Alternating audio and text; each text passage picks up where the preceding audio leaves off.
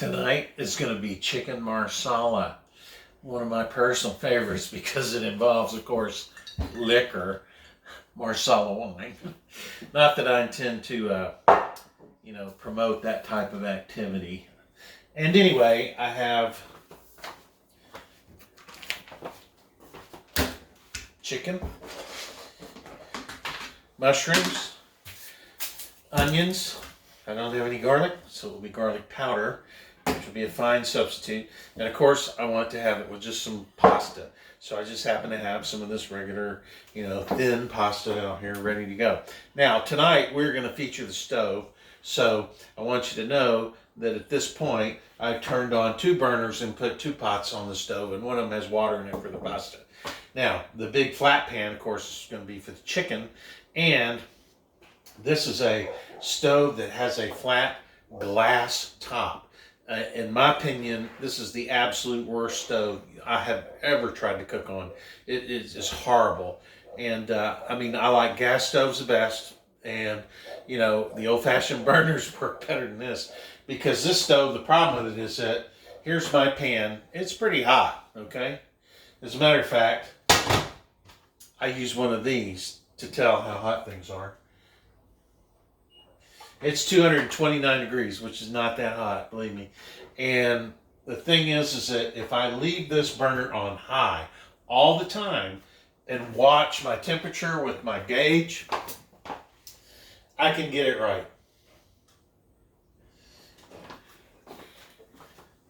But that's what it takes to cook on these stoves. I had to make like a chart when I got this house of the stove and all the different settings for the different things. And none of this is still crap. It still doesn't work quite right. And so I really, really, really, hope if I ever move from here or can do it, I get another stove. Problem is that my gas is plumbed in this house from the other corner of the house, and there's no gas line that runs to the kitchen. It was built, I guess, to be, not an electric stove house. We have electric heat and some of those things. Gas heat, but it's horrible.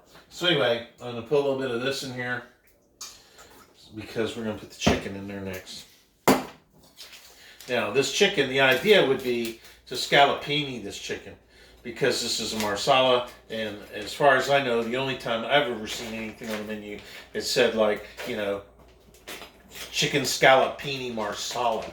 And so I'm going to I'm going to scallopini these a little bit differently than most chefs would. For example, if I take this piece of chicken and I simply cut it in half, and I don't take the time to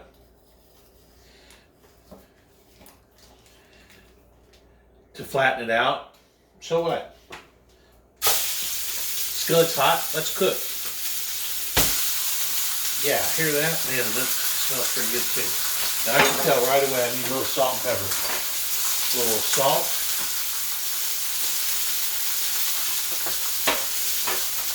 A little pepper.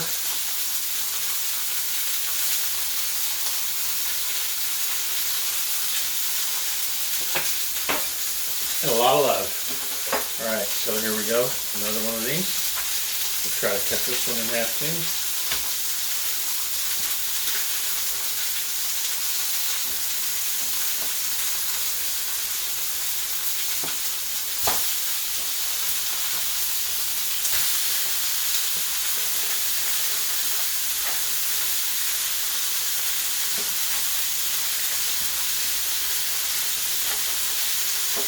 This chicken, it's kind of frozen.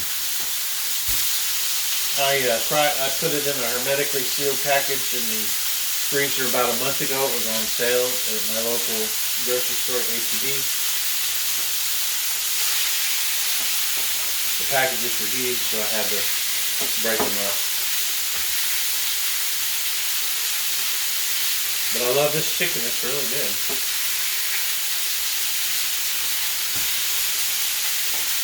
And it appears the skillet is staying pretty good and hot. Yeah, 309. That's good. Let me wash my hands.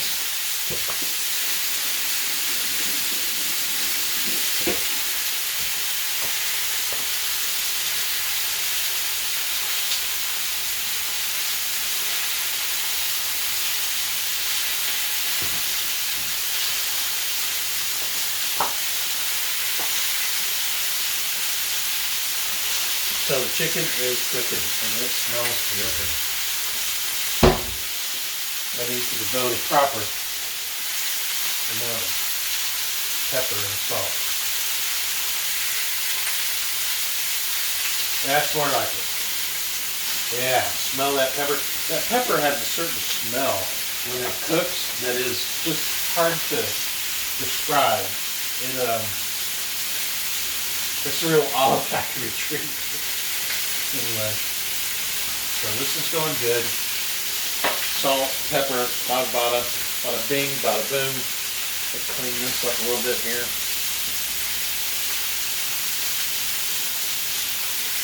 Now, noticeably for you food freaks, this was, not washed yet by any soap, and it had chicken blood in it, and it's on the counter.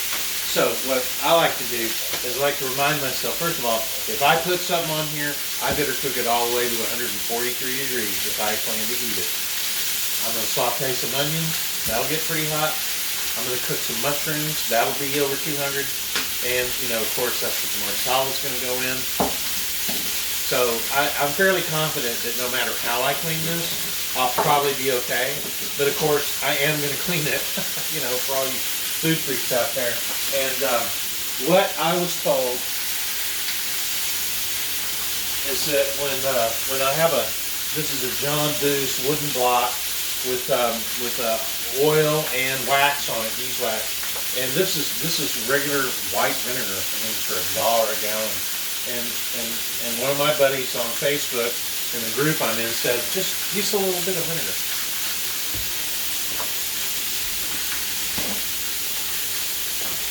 And so here's a little bit of vinegar. Just wipe it down. Bada bing, bada boom, bada bang.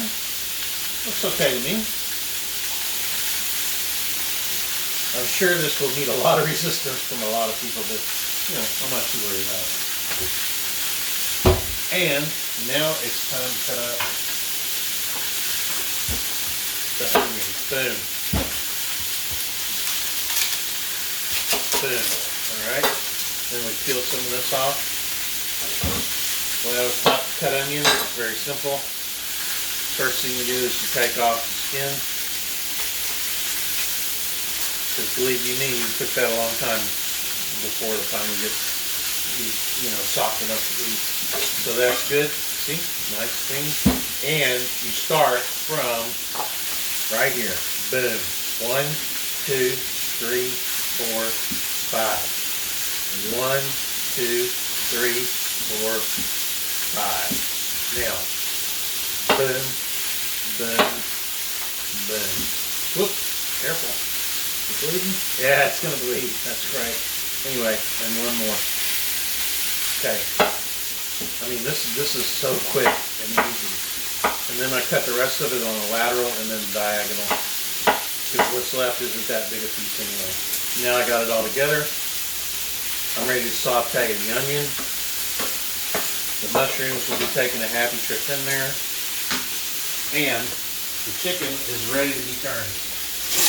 So I have these things. I had to buy 3 of these. These are stainless steel. They're absolutely terrific. I bought them, I'm sure I bought them at K-Tom or some restaurant supply place online. These are stainless, heavy-duty, Edlund, made in USA. That's what it says.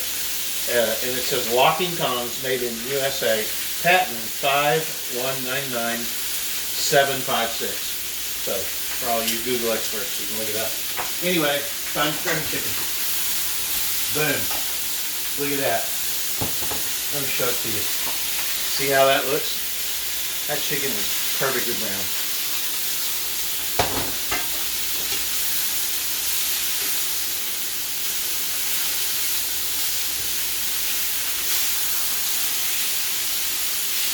Doesn't take but a minute to turn the chicken. But if you burn it, you'll be spending hours trying to get back to where you were before.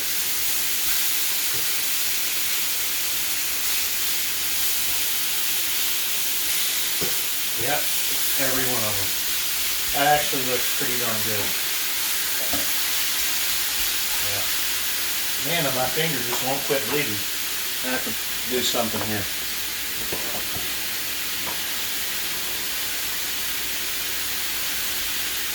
You know, I never cut myself in the kitchen very much. It rarely happens. And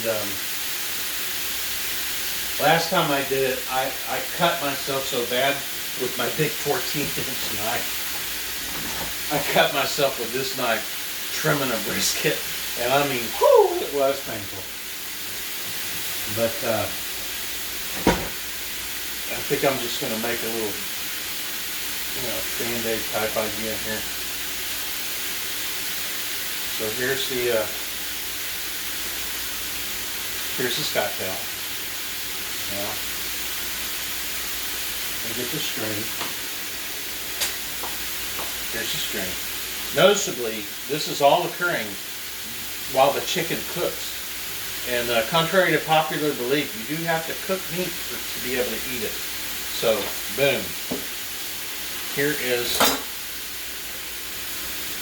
my Band-Aid apparatus. And it's all designed because I know that the chicken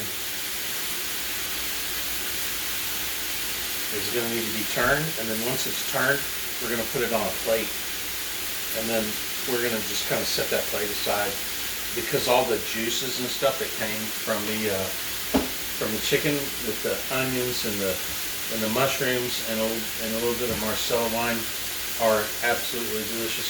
And like I said, if I had fresh garlic and the motivation to actually get it and chop it up and put it in the dish, I would. But this, back in the old days, garlic, I'm not completely confident that garlic powder was actually just garlic powder. And nowadays, when you buy garlic powder, I always read the ingredients. This one says pure garlic powder. That's good enough for me. I believe that, 50 years ago, if it said garlic powder, it probably had MSG in it and other things. So it never did really agree with me growing up. But, I love it today. It's a perfectly good substitute, in my opinion. And so, anyway, that means that the chicken has had time to cook. So we're ready. Take a look. Oh yeah. It can go a little bit more, but not much. So I'm going to let it. Okay, and then let it go just a minute more. But the good news is now the pasta water is ready. See how perfect that works? It is 6:10 p.m. in Beaumont, Texas on October the 6th, 2020. And at 6:30, this pasta, after I put it in that water, will be ready. And so that's why I want to mark it'll be 6:30 when I do the next thing. See? Wonderful. Just dirt cheap pasta. I'm sure I've had it for months. And so the pasta's in. Yeah. Chicken's almost ready. Oh yeah, this is my problem now is, I'm afraid I didn't cook enough. Think about it. I'm a big fat guy. Man, all this looks so good. I can't believe I'm not just going to have more than I want. And right now I'm thinking I'm not making enough pasta for tonight. But I don't know. Pasta can be expensive, so I think I'll just stick with what I got and try to be kind of economical about it while I tie this knot in my string Band-Aid. Y'all got to remember this. This is very important. This is the way of the future. No longer will we have actual Band-Aids that you buy at the store. People will have string, and they will have cotton or Scott towel or some kind of fiber. Put it on there, wrap it around, reusable, perfect, and completely environmentally friendly. The string's made out of some sort of hemp or cotton, I'm sure, and so's the Scott towel. So just put that in your pipe and smoke it. All you great forward-thinking people that you are. Okay. Now we're going to pull the chicken. Noticeably, we pull the chicken before it feels like it's really well done, because I guarantee you when it sits on that plate for 30 minutes while we cook the rest of the meal, it's going to get cooked. All right? Now, and as a point of reference, I know that a lot of people are into temperatures and thermometers and all that kind of stuff. So what I'm going to do tonight is a special treat only for the people watching tonight. is I'm going to test the internal temperature of the chicken before I take it off. And it is going to be way rarer than anybody wants it. So here we go, right in the biggest piece in the middle of the pan.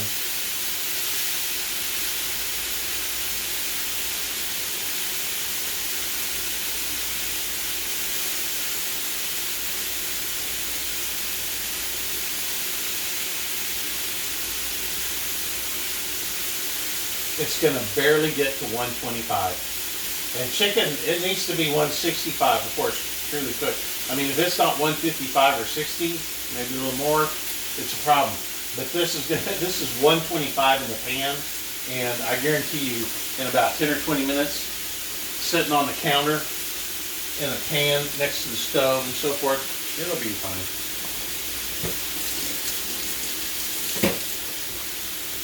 And of course, if it's not, I'll just cook it some more. So anyway, there's that. Bada bing, bada bang. Here's the plate. Bada boom. These are wonderful plates. My mom gave me these. These are some kind of porcelain plates. A-P-I-L-C-O. Apilco from France. These are like 12-inch plates. They're beautiful and they're wonderful. They're sturdy as they can be, and I love them dearly. So, hey, nice thing.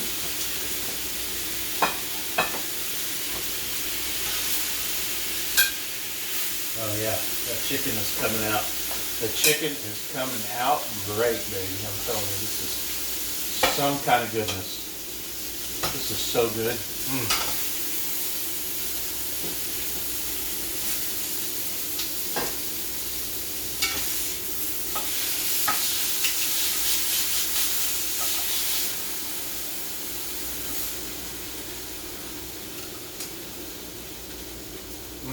A little chef's portion.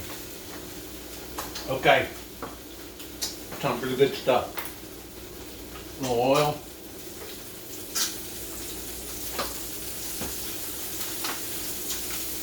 And the onions first. These are great. These are like French baking tools of some sort. I don't know.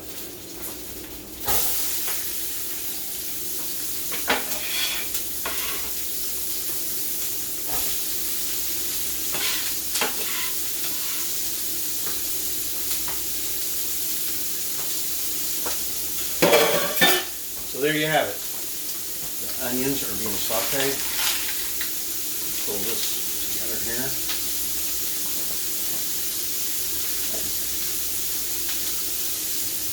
Nice clean table. What else do you want to know? So there we have it.